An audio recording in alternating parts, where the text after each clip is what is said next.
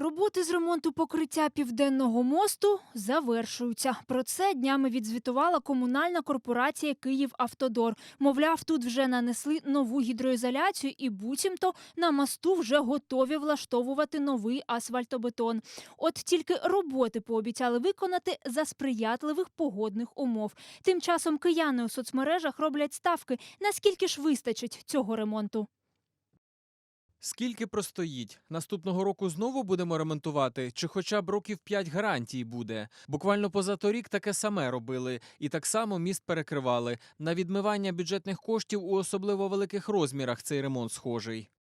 Сприятливі умови настануть наступного літа. Весь тиждень литиме дощ, а потім чекатимуть, коли висохне. За сприятливих погодних умов це, мабуть, вже з того року, навесні. Гарантія 15 днів, потім будуть перероблювати. Демонстративно повільно, дуже повільно проводили ремонтні роботи, дуже малою кількістю робочих. Скажіть, будь ласка, чому не можна на такі роботи залучити 100-200 працівників і, працюючи цілодобово, зробити той нещасний шматок мосту за декілька днів?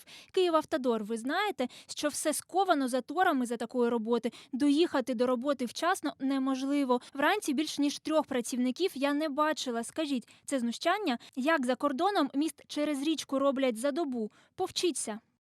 Скільки можна смішити й обурювати всю країну? Таке враження, що ремонтникам платимо за поганий ремонт. Навіть фото показують низьку якість матеріалу.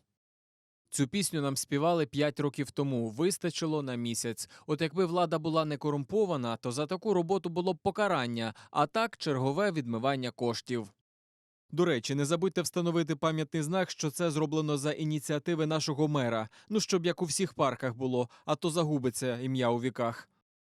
Ремонтом називають роботи, що протягом літа проводять на мосту 3-4 особи, але при цьому, залишивши тільки одну смугу для руху, декілька місяців утворюють в Києві транспортний колапс. Бездарі – це не ремонт, це тупе недбальство. І це щорічні реалії Києва. Скажіть, коли вчасно і якісно робили ремонт на Окружній? Кожен рік ті самі проблеми. Так навіщо нам потрібна така міська влада на чолі з мером міста і таким бездарним керівником Укравтодору? Це постійне знущання з водіїв.